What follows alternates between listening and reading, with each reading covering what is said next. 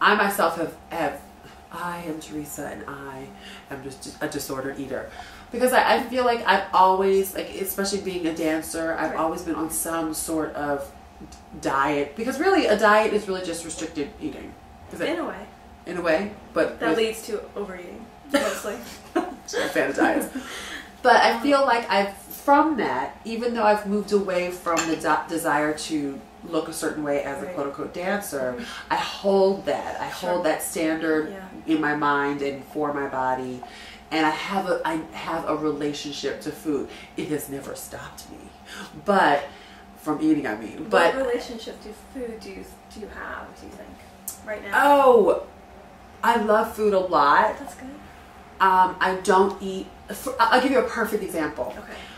And this will tell you how crazy I really am. Okay, so I was probably about 16, 17. Okay. And I had this, I'm big on theories. So I was like, I am so muscular. Yes. I am so muscular. And so then I heard that, when you're, you need protein to sustain muscle mass and tone. Mm-hmm. So I was like, bing, if I don't take in protein, then I can lose some of my muscle mass. Okay. Hence, I stopped eating red meat. Okay. Of course I was 16. Right. I haven't eaten red meat since. Oh wow. Oh wow. And so that stayed with you for It stayed with me. And so when people ask me, well, why don't you eat red meat? It's not because it's bad for you, it stays in your intestine. I'm like, it's something that I decided and took on as a 16-year-old. Right. In a way to hopefully alter something in my body as far as muscle. And that's why I don't eat red meat. Wow.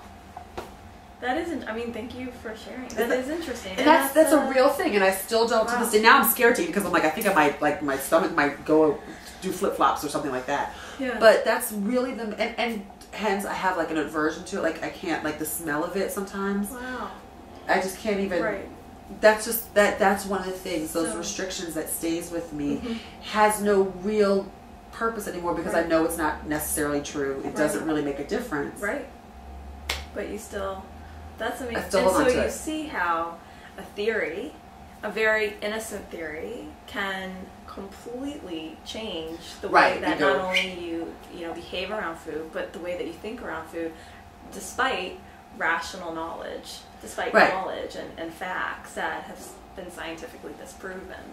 So, and you see how strong and how powerful these images and these thoughts and these theories can be. And when you're young and you're very vulnerable and you're looking for answers and trying to fit in and all the other things that you deal with in life, but especially as a young girl, it didn't even work, and I stayed with it. Like, imagine if it had actually worked. Right. Because you're like, oh gosh, this worked. Let me go. It didn't even work, and I was like, oh no, can't eat that.